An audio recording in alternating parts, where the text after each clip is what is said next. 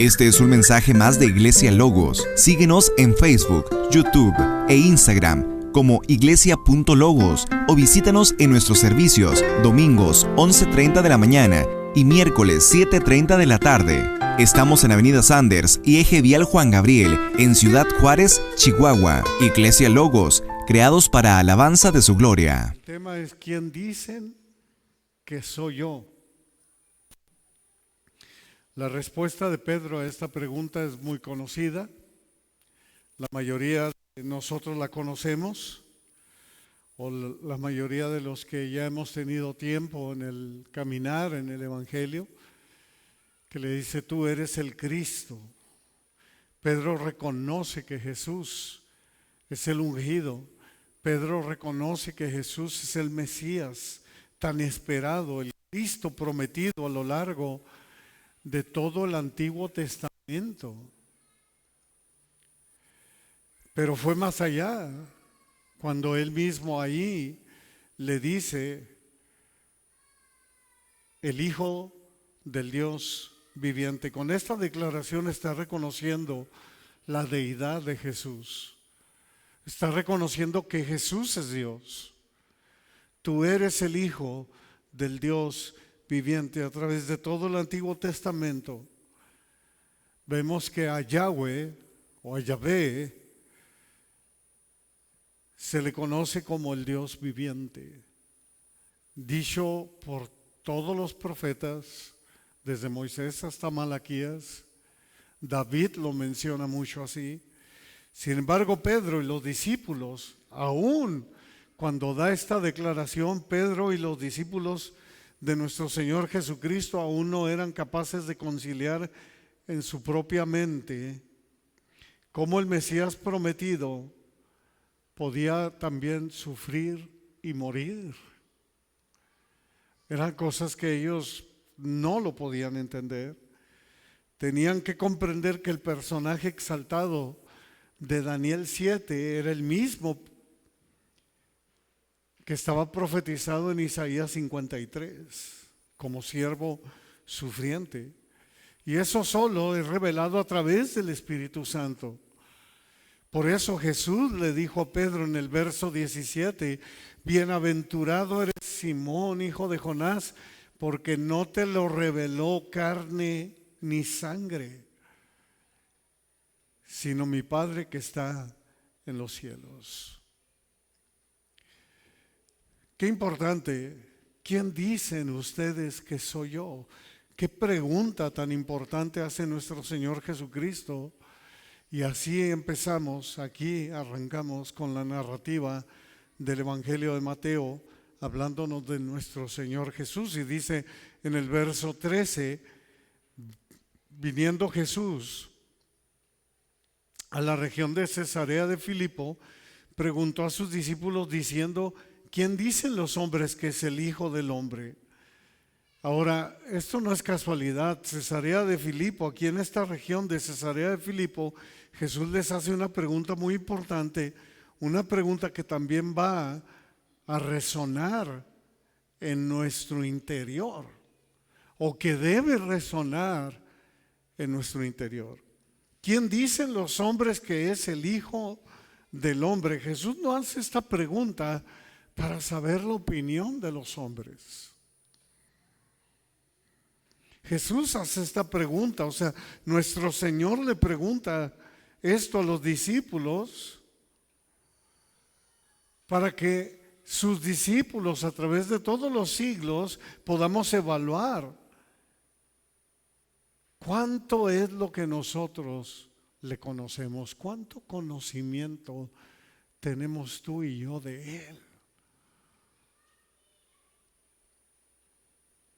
Claro que Jesús sabe la opinión de los hombres, pero es para que nosotros nos evaluemos y veamos qué conocimiento tenemos de Él. Prestemos atención, no es casualidad que nuestro Señor se los haya llevado a la región de Cesarea de Filipo, porque esa área estaba asociada con ídolos y había una rivalidad de deidades. Había templos de adoración a los Baales sirios, Allí en Cesarea de Filipo había una profunda caverna y se decía que en esa caverna era el lugar del nacimiento del dios de la mitología griega, Pan, que es el dios de la naturaleza, relacionado en la mitología con un fauno, y también lo hacen dios de otras cosas, pero principalmente era de la naturaleza. En Cesarea de Filipo había también un templo de mármol blanco construido a la divinidad del César, a la divinidad del César. Es aquí donde Jesús de manera deliberada viene a esta ciudad y les hace la pregunta y les dice: ¿quién dicen los hombres que es el Hijo del Hombre?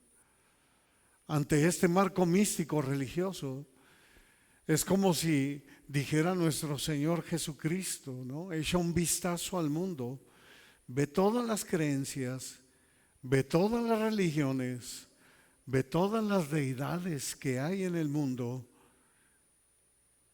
y nos pregunta: ¿quién dicen los hombres que es el Hijo del Hombre? Ahora, mucho ojo con la pregunta, porque podemos ver aquí que nuestro Señor Jesús se adjudica él mismo un título, y que es el Hijo del Hombre. Ahorita lo veremos más adelante, pero ahí apúntalo. Y dice el verso 14: ellos dijeron, unos Juan el Bautista, otros Elías, otros Jeremías o algunos de los profetas. Qué increíble, esto nos deja ver que aunque muchos de esos hombres lo vieron en persona, vieron los milagros ahí en persona,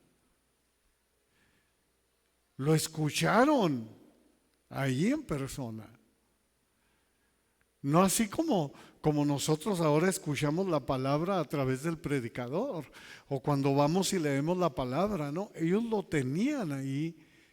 Pero qué importante es ver que no sabían quién era Jesús, no lo conocían. Nos sorprendería ver cómo la mayoría de las personas creen conocer a Jesús, pero no es así. Tan es así que Judas termina entregándolo andando con él 3 años y medio aproximadamente.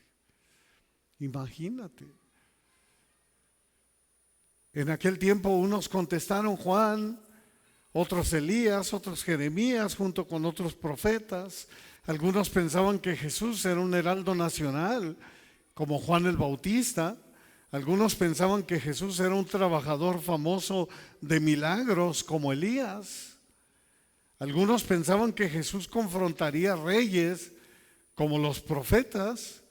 Otros querían ver a Jesús en roles de un Mesías político, como todo un conquistador, quien derrotaría el poder corrupto que oprimía precisamente a Israel. Ese es el Mesías que muchos de los judíos querían ver, porque así precisamente había escrito o habían leído a lo mejor del Mesías con el profeta Daniel y con algunos profetas. En Daniel 7, 13, 14 leemos, dice: miraba yo en la visión de la noche, y he aquí con las nubes del cielo venía uno como un hijo de hombre, que vino hasta el anciano de días, y le hicieron acercarse delante de él, y le fue dado dominio, gloria y reino, para que todos los pueblos, naciones y lenguas le sirvieran. Su dominio es dominio eterno que nunca pasará, y su reino uno que no será destruido.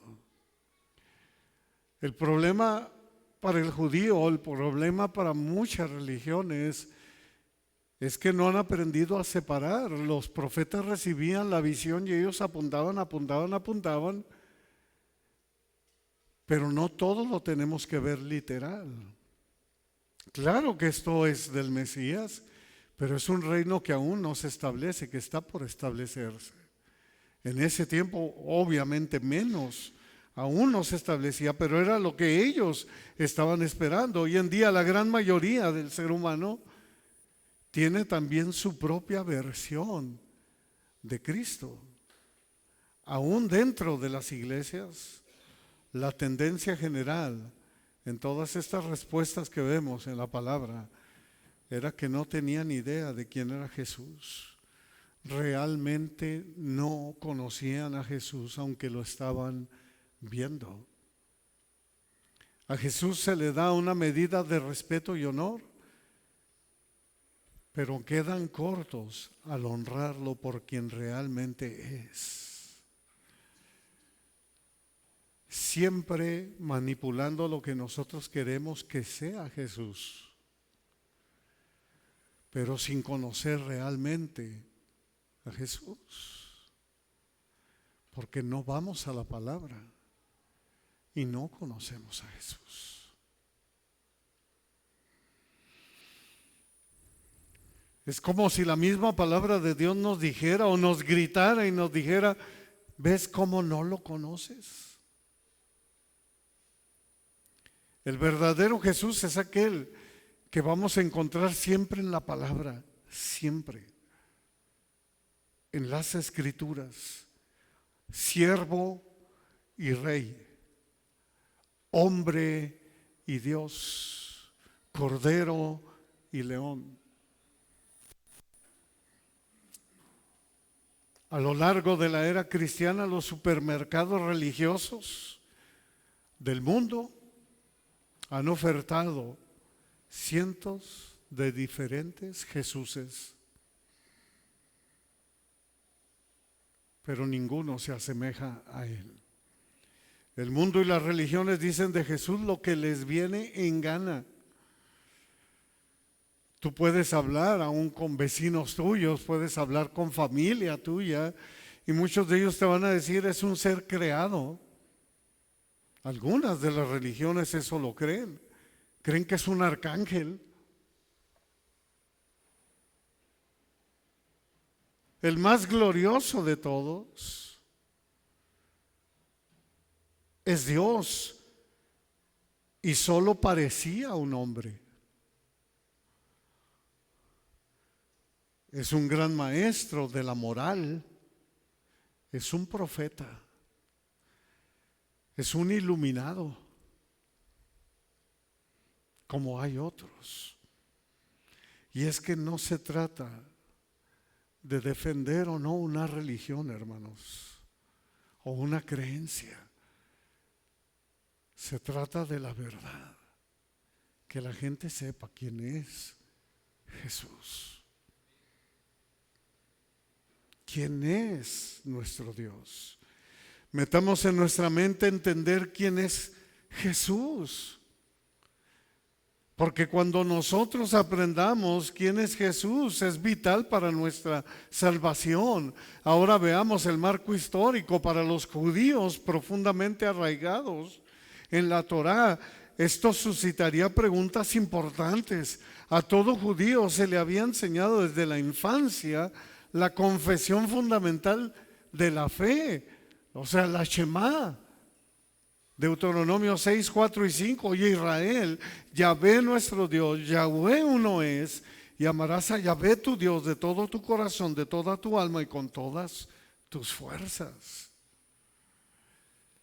Ellos sabían que solo había un Dios y que tienes que amarlo con todo tu ser. Para ellos les fue así como en shock el saber que Jesús hacía y decía cosas que solo Dios podía hacer y decir, y a la vez hacía y decía cosas que solo son propias de los seres humanos, y eso no lo podían conciliar. Imagínate cómo lo puedes conciliar. Para los fariseos fue fácil. Ellos resolvieron esta tensión concluyendo que Jesús era un mentiroso, blasfemo, un impostor, y lo condenaron rápidamente. No obstante, no pasó mucho tiempo antes de que surgieran falsos maestros que conciliaran estos hechos, de maneras que empezaron a distorsionar y destruían la verdad.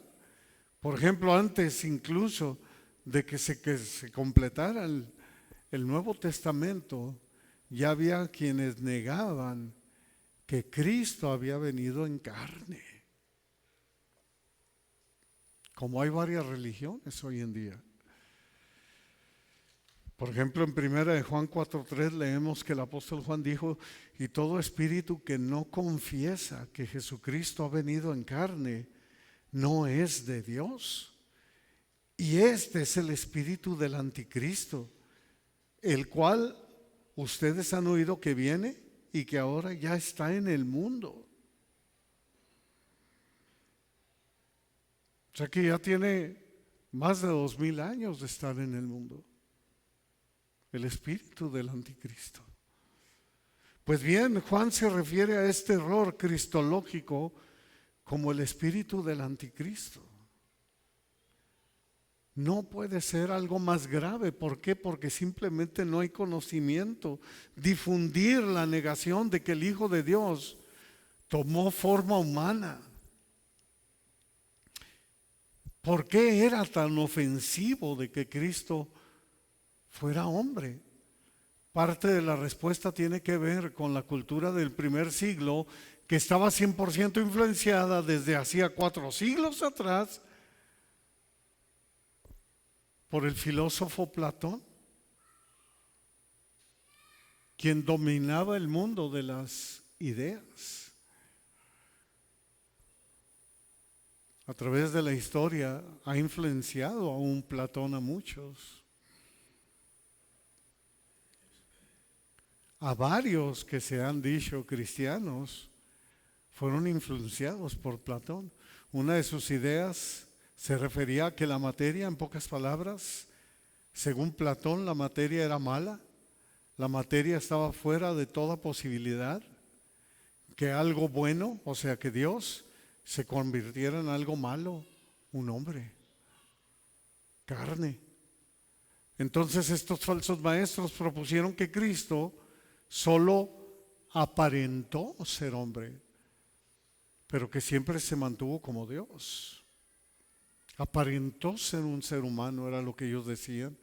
En el Nuevo Testamento refuta directamente esta idea, y aquí vemos lo importante de la cristología, lo importante de conocer a Cristo. ¿Recuerdas la pregunta? Pues mucho ojo, veamos cómo se dice a sí mismo nuestro Señor Jesús. ¿Quién dicen los hombres que es el Hijo del Hombre? Hijo del Hombre es el título que le dan los profetas, o como vimos anteriormente hace rato, es el título que le da el profeta Daniel en el capítulo 7 de su libro. Hijo de Hombre es el Mesías, a quien se le da dominio de todas las cosas. Hijo de Hombre, como asimismo se llama Cristo, es: sí, yo soy. Yo soy. El mismo Hijo de Hombre, Jesús está diciendo en esencia: yo soy aquel de quien habló Daniel y los profetas. Soy el Dios encarnado. Por eso nuestro Señor vuelve a preguntar, pero ahora lo hace de manera directa a sus discípulos en el verso 15, ahí donde estamos, en Mateo 16, verso 15. Él les dijo: ¿y ustedes quién dicen que soy yo? Es como si la pregunta viniera también para nosotros. ¿Sabes realmente, sabemos realmente quién es Jesús? ¿Realmente sabemos quién es Jesús?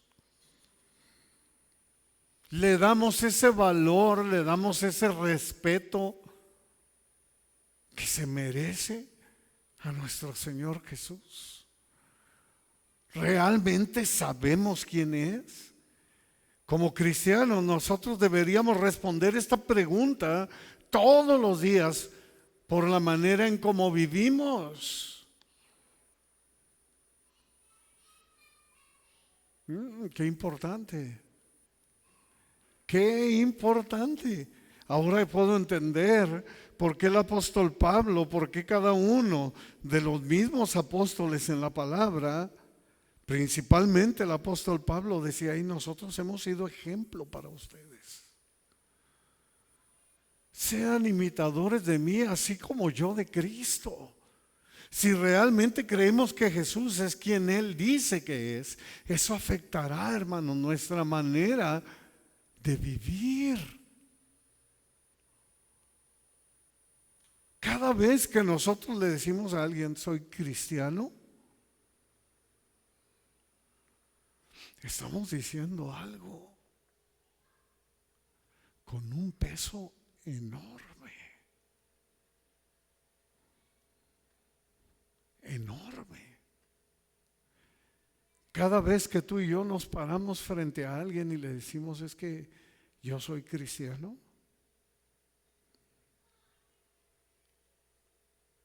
hay un peso enorme en esa palabra. Por eso Gandhi decía: no, yo no tengo nada contra Cristo, mis respetos para Cristo. Obviamente él no lo ve como una deidad, él lo veía como un iluminado más, él lo veía como un profeta más, como lo ven los musulmanes también, pero no como hijo de Dios, no como el hijo del hombre. Pero decía Gandhi: mi problema es que ¿por qué los que se dicen cristianos no son como él?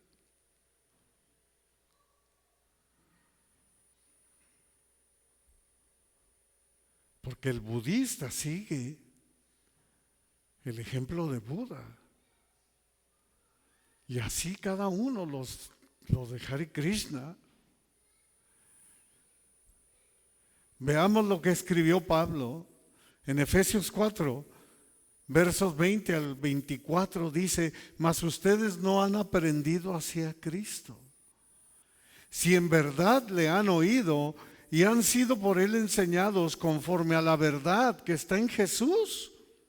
En cuanto a la pasada manera de vivir, despójense del viejo hombre que está viciado conforme a los deseos engañosos y renuévense en el espíritu de su mente y vístanse del nuevo hombre creado según Dios en la justicia y santidad de la verdad. Wow, Pablo también dice a los de Filipo: haya pues en ustedes este sentir que hubo también en Cristo Jesús. Filipenses 2:5. O sea, en pocas palabras, sean como Jesús. El apóstol Juan en 1 de Juan 2:6 dice: anden como Él anduvo. Anden como Él anduvo. El verdadero cristiano no seguirá el espíritu de la época y no se conformará con sus puntos de vista solo por quedar bien con las personas, con los hombres. Sin embargo, la pregunta sigue ahí: ¿quién dicen ustedes que soy yo? ¿Cuánto me conoces?, dice Jesús. ¿O cuánto de mí hay en ti? ¿Podemos decirlo de Gálatas 2:20? Con Cristo estoy juntamente crucificado, y ya no vivo yo, mas vive Cristo en mí. Verso 16, Mateo 16. Respondiendo Simón Pedro dijo: tú eres el Cristo, el Hijo del Dios viviente. Pedro sabía la opinión de la multitud, la opinión de los demás. Jesús era mucho más que Juan el Bautista. Obviamente era mucho más que Elías. Jesús era más que un reformador nacional, más que un trabajador de milagros, más que un profeta. Jesús es el Cristo, dice. Eres Dios. Eres el Mesías prometido y eres Dios. A Pedro le fue revelado que Jesús no solamente era el Mesías. Jesús es Dios. Los judíos sabían que para recibir el título del Hijo del Dios viviente en un sentido único era hacer reclamar la deidad misma. O sea, el Dios mismo, el yo soy. Era reconocerlo como Dios. Sus seguidores, sus discípulos, que a la postre fueron los apóstoles, le reconocieron como Él dijo ser, el Verbo que estaba con Dios y que era con Dios. Una vez que el Espíritu Santo vino sobre ellos, ya no hubo ninguna duda en ninguno de ellos. Cuando tú y yo recibimos a Cristo, entregamos nuestro ser, nos arrepentimos de nuestros pecados y le decimos al Señor, ven y mora en mi vida. Desde ese momento el Espíritu Santo eres sellado con Él y el Espíritu Santo te revela todas las cosas. Y tú sabes que Cristo es Dios. Por eso Juan escribió en Juan 1 al 3, en el principio era el Verbo, mira qué hermoso, y el Verbo era con Dios, y el Verbo era Dios. Este era en el principio con Dios. Todas las cosas por Él fueron hechas, y sin Él nada de lo que ha sido hecho fue hecho. Dice Juan, este es Cristo. En el principio creó Dios los cielos y la tierra. Es Cristo. La palabra, el que sustenta todas las cosas con la palabra de su poder, escribió Juan y también el escriba de Pablo, o sea Lucas, lo que nosotros hemos visto y oído, eso les anunciamos. Nos consta. Mismo Pablo, si tú hablabas con él, mismo Pablo te decía, yo lo vi, 3 años y medio estuvo viniendo a enseñarme. Yo no recibí el evangelio de parte de nadie. Fue Cristo el que me lo enseñó. Por eso Él fue el último apóstol en ver ese Cristo resucitado. Yo lo vi. Él me enseñó. Juan 1:14, y aquel Verbo fue hecho carne y habitó entre nosotros y vimos su gloria, gloria como del unigénito, de los mismos genes del Padre, saliendo del Padre, lleno de gracia y de verdad. Es la misma sustancia. Dios en 3 personas. Algo que los discípulos reconocieron rápidamente fue que Jesús era un hombre. Lo vieron hacer y decir cosas que indicaban que era plena y verdaderamente de un hombre. Tuvo hambre, tuvo sed, se cansó, durmió, sufrió y murió. Y por fin entendieron lo escrito en Isaías 53, 3 al 5, que de antemano todo Isaías 53 deberíamos de leerlo. Pero únicamente vamos a leer 3 al 5.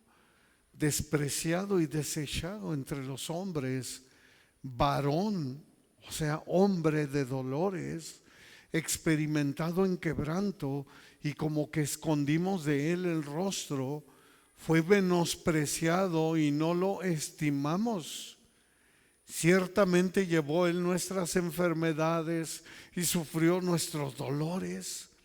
Nosotros le tuvimos por azotado, por herido de Dios y abatido. Y mira qué hermoso el 5, mas el herido fue por nuestras rebeliones, molido por nuestros pecados. El castigo de nuestra paz fue sobre él y por su llaga fuimos nosotros curados. Vieron las profecías cumplirse. En Cristo nosotros lo vemos a través de la palabra. Algo que reconocieron rápidamente, que Jesús también era Dios. Lo vieron hacer cosas que solo Dios podía hacer. Lo oyeron decir cosas que solo Dios podía decir, como levántate, tus pecados te son perdonados. Cuando rápidamente dijeron, ¿quién es este que también perdona pecados? Lucas 7, 48, 49, porque obviamente solo Dios es el único que podía perdonar pecados. Imagínate cuando van en la barca y que ven que él se queda dormido y viene una tempestad. En Mateo 8, 24 al 27 dice, y he aquí que se levantó en el mar una tempestad tan grande que las olas cubrían la barca, pero él dormía, y vinieron sus discípulos y le despertaron diciendo, Señor, sálvanos que perecemos. Él les dijo, ¿por qué temen, hombres de poca fe? Entonces levantándose reprendió los vientos y el mar, y se hizo grande bonanza, y los hombres se maravillaron y decían, ¿quién es este que aún los vientos y el mar le obedecen? Es Dios. Solo Dios lo puede hacer. En otra ocasión declaró, yo y el Padre uno somos. Juan 10:30. Y dice la narrativa que entonces los judíos quisieron apedrearlo porque siendo hombre se hacía Dios. Ahí mismo en Juan 10, 31 al 33. En Lucas 7, 22 al 23 leemos, dice, y respondió Jesús y les dijo, vayan y hagan saber a Juan lo que han visto y oído. Los ciegos ven, los cojos andan, los leprosos son limpiados, los sordos oyen, los muertos son resucitados, y a los pobres es anunciado el evangelio. Y bienaventurado es aquel que no halle tropiezo en mí. Marta, hermana de Lázaro, antes de que Lázaro fuera resucitado, ella lo reconoce igual que Pedro en Juan 11, 27, y le dice, sí, Señor, yo he creído que tú eres el Cristo, el Hijo de Dios. Tú eres Dios, o sea, el que viene al mundo. También aquí en el Evangelio de Juan vemos a Natanael y a Tomás reconociendo que Jesús es Señor y que Jesús es Dios. En Juan 1:49, el Evangelio de Juan 1:49 dice que Natanael dijo, Rabí, tú eres el Hijo de Dios, tú eres el Rey de Israel. O sea, tú eres Dios y tú eres el Mesías. Respondió Natanael. En Juan 20:28 dice, entonces Tomás respondió y le dijo, Señor mío y Dios mío. ¿Quién dicen ustedes que soy yo?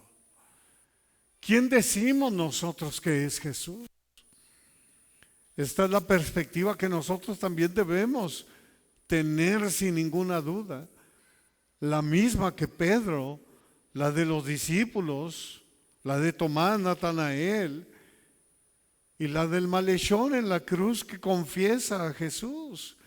¿Cuántas veces no sacamos esa banderita y decimos, mira, del malhechor en la cruz hasta el último momento? Pero tenemos que entender lo que ese malhechor en la cruz, que era por primera vez que se le presentaba a él el evangelio, y estaba en su misma condición, colgando en una cruz, y se le revela ahí. Y él ve a Jesús como lo que es, el Mesías prometido, y no nomás como el Mesías, sino como Dios. Porque le dice en Lucas 23:42, acuérdate de mí cuando vengas en tu reino.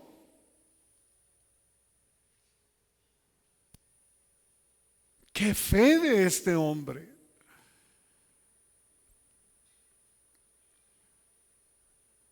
Yo he estado cuando va uno y les hablas a la gente de Jesús cuando están a punto de morir y te das cuenta que pues solo la gracia de Dios puede ser, y que Dios es el único, que sabe qué acontece con esa persona. Claro que hasta el último momento uno tiene que compartirles el evangelio, pero hay muchos que lo toman como un salvavidas, pero no porque se les esté revelando, porque ese tipo de persona nunca quiso nada con Dios. Y hasta el último momento lo hacen así como, pues a ver, por si las moscas. A este malhechor en la cruz, no, era la primera vez que se le presentaba. Y hasta se molesta con el otro, que le dice, tú y yo tenemos lo que merecemos, pero este hombre no.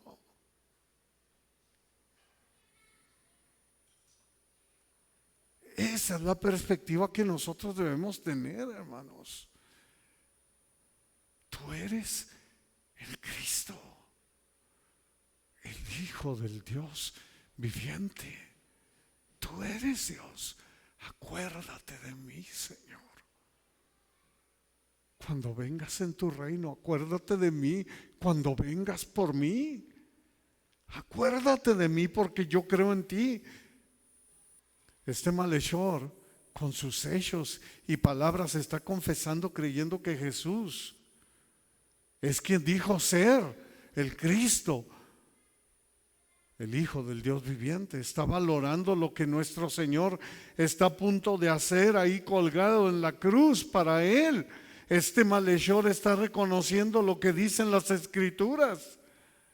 Saldrá una vara del tronco de Isaí y un vástago retoñará de sus raíces.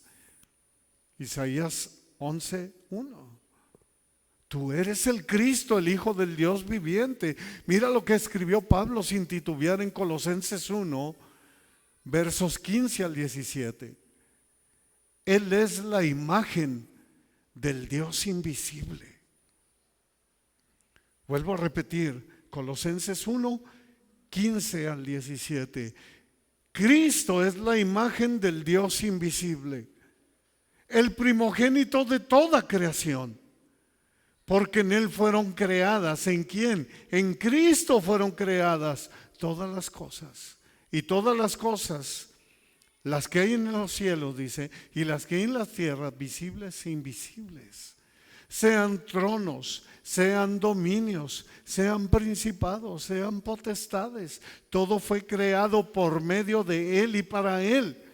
Y Él es antes de todas las cosas, y todas las cosas en Él subsisten. Él lo hizo todo, dice Pablo. Pablo está reforzando aquí la declaración al decir: tú eres el Cristo, el Hijo del Dios viviente.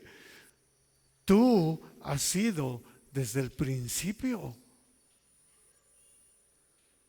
Lamentablemente, en los siglos posteriores, con la mayoría de las religiones, no fue así. Muchos han intentado explicar cómo podemos confesar que Dios es uno y al mismo tiempo confesar que Jesús es Dios.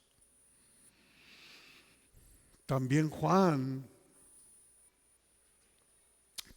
también han intentado explicar cómo podría sufrir y morir aquel que confesamos que es Dios, dado que Dios no puede sufrir ni morir. Ya lo vimos al principio, esta es la idea de Platón y de varios de los filósofos griegos, cómo un Dios puede sufrir y morir. Y han buscado explicar cómo aquel podía manifestar características tanto de Dios como de hombre. La lucha por encontrar la respuesta bíblica a estas y otras preguntas constituye la historia de los debates trinitarios y cristológicos a través de los siglos. Estábamos viendo que en Inglaterra ya está prohibido que digas feliz Navidad.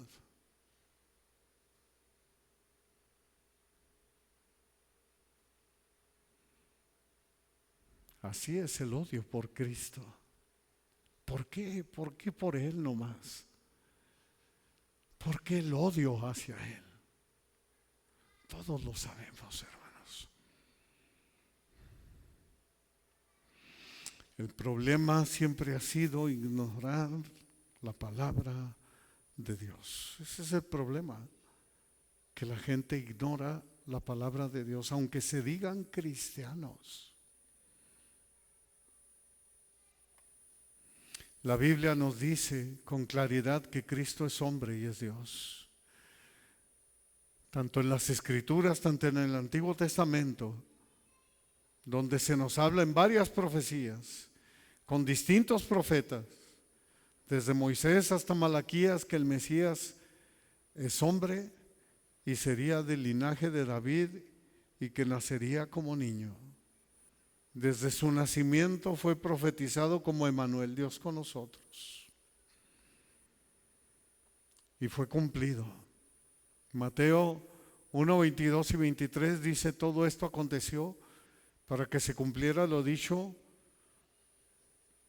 por el Señor por medio del profeta. ¿Cuál profeta? Isaías. En Isaías 7:14 es donde dice esta profecía, cuando dijo: he aquí una virgen concebirá y dará a luz un hijo y llamará su nombre Emmanuel, que traducido es Dios con nosotros, un niño.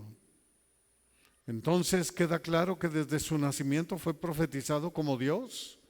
Isaías 9:6 dice: porque un niño nos es nacido, hijo nos es dado, y el principado sobre su hombro, y se llamará su nombre admirable consejero, Dios fuerte, Padre eterno, príncipe de paz.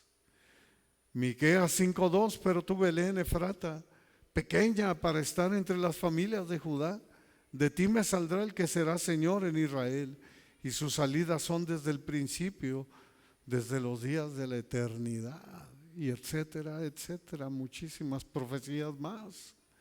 En el Nuevo Testamento lo vemos también en varias citas, tanto en los evangelios como en las cartas, que nos muestran de manera contundente que Jesús, o sea que el Mesías, o que el Dios se hizo carne. Ya lo vimos inclusive en el Evangelio de Juan, pero ahora en 1 de Timoteo 3:16 dice: e indiscutible y grande es el misterio de la piedad. Dios fue manifestado en carne, justificado en el Espíritu, visto de los ángeles, predicado a los gentiles, creído en el mundo, recibido arriba en gloria. Primera de Juan 4:2: en esto conocerán el Espíritu de Dios. Todo espíritu que confiesa que Jesucristo ha venido en carne es de Dios. Así que, hermanos, ¿quién dicen ustedes que soy yo? Nos dice Cristo, nos hace esta pregunta. También vemos las referencias bíblicas de Jesús como Dios.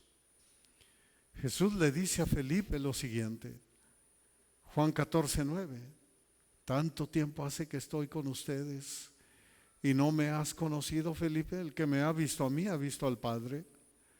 ¿Cómo pues tú dices, muéstranos al Padre? Jesús hace declaraciones que implican su existencia divina eterna antes de la encarnación. Dice Juan 3:13: nadie ha subido al cielo sino aquel que bajó del cielo, es decir, el Hijo del Hombre que está en el cielo.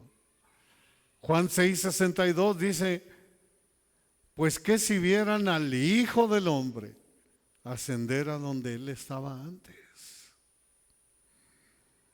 Qué importante.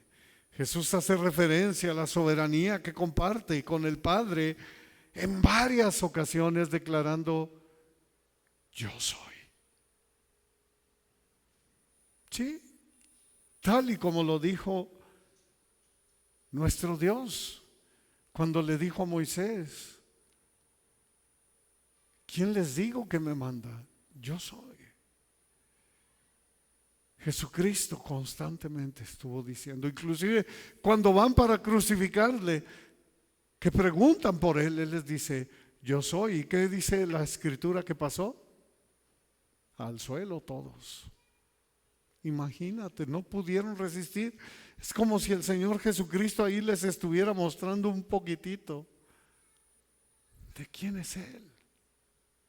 Yo soy. Y no resistieron, se cayeron todos.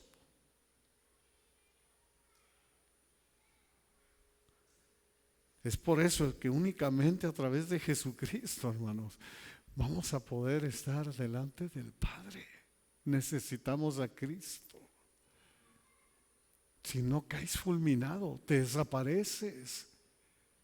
En la presencia de Dios nos desapareceríamos así. Lo necesitamos a Él. En Juan 13:19 dice: se los digo desde ahora, antes de que pase, para que cuando suceda crean que yo soy. Estos versículos definen si somos seguidores de Jesucristo, el Hijo de Dios, o seguidores de uno de los muchos falsos Cristos. Nuestro objetivo es responder con claridad la pregunta más importante que cualquier ser humano puede enfrentar. Te pregunta el Señor y te dice hoy, y a mí, a ti y a todos los que nos escuchan: ¿quién dicen ustedes que soy yo? Conclusión: los apóstoles y más de 500 discípulos vieron a Cristo, al Cristo resucitado. Todos ellos creyeron las profecías y lo escrito por los mismos apóstoles que fueron inspirados por el Espíritu Santo. Es de suma importancia conocer quién es Jesús, hermanos.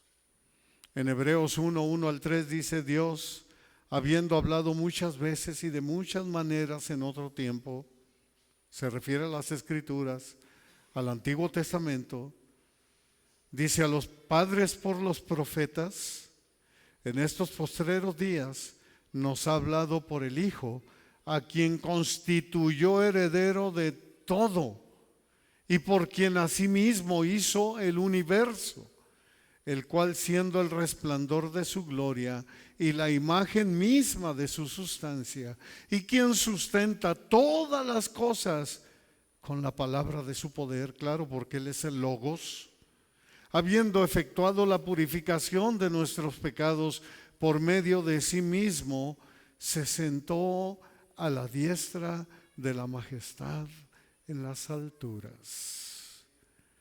Vemos al mismo Dios Padre exaltando a Cristo, constituyéndolo heredero de todas las cosas.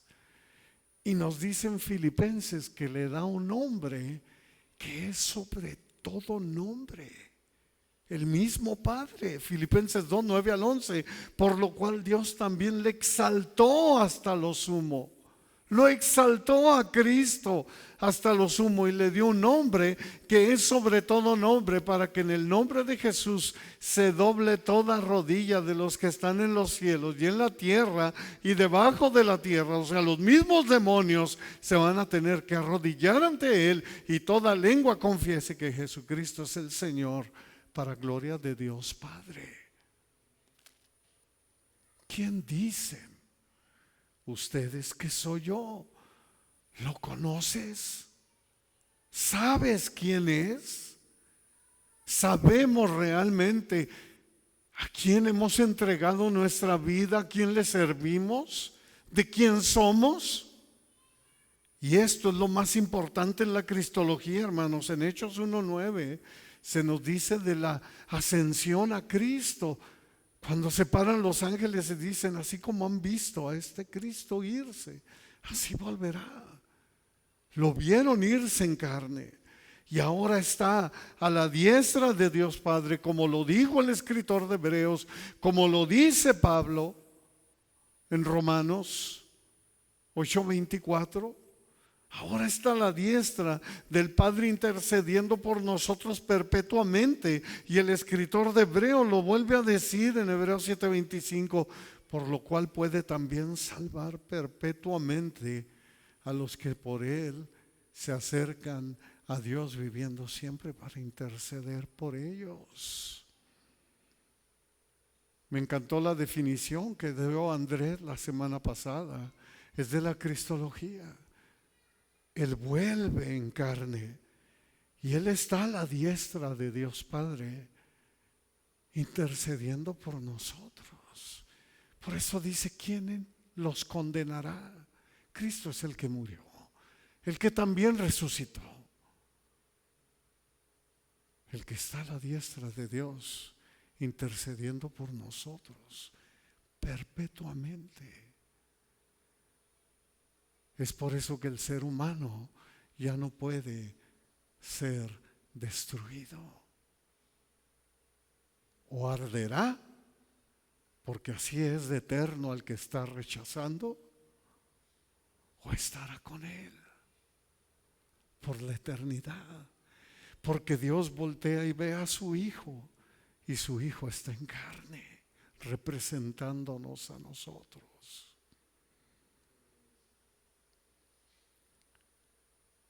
Gracias, Cristo. Hermanos, valoremos. Por eso siempre me van a escuchar y se los voy a decir hasta que el Señor venga por mí o me llame a su presencia. Valora lo que Cristo ha hecho por ti. Valoremos.